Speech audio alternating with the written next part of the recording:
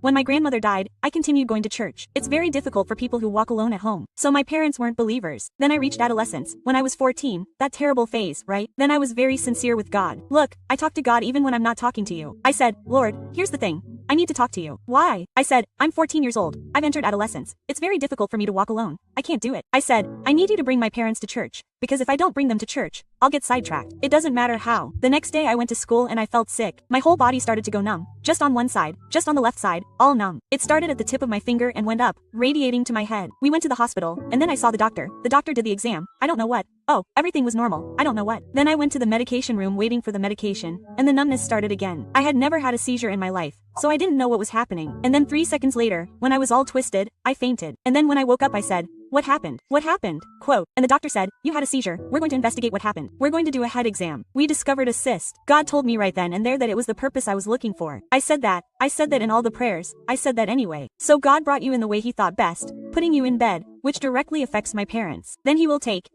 10 pills a day. Evely, I was always drugged. I couldn't even stand up properly. I took 4 pills to avoid convulsions. And yet there was a day when I convulsed 5 times a day. And I got it. I went to my mother on the same day that I discovered the disease and said, Mom, this is a purpose of God for you to return to church. And I can receive 1,000 compliments a day. None of them will cure me. It will only cure me when the purpose is fulfilled. Then she said, stop talking nonsense. Rika, for the love of God, don't say that. I said, but it's true. God told me. Then there was a day when I had a very strong convulsion and I asked God to make me faint. And I didn't faint. God didn't let me faint. And then I went. My father took me to the hospital and God told me it was time for me to preach to my father on that stretcher. That's why he had taken me there. I started doing that. That's it. He cried so much that he knew. He said, I need to go back to church. I need to go back to church. Then, when they both went back to church, he said, now God is going to heal me. I don't know how, but he's going to heal me. Then my pastor came and said, shall we do a prayer campaign for your life? We went to do it on Thursdays. We did it on the 7th Thursday. Went to class on Friday. The campaign ended. And I had no doubt that God had healed me. No. None. And then, right? The next day we went for a CT scan. I had an MRI, actually, to see how the 4 were progressing. When the results came back, it was like,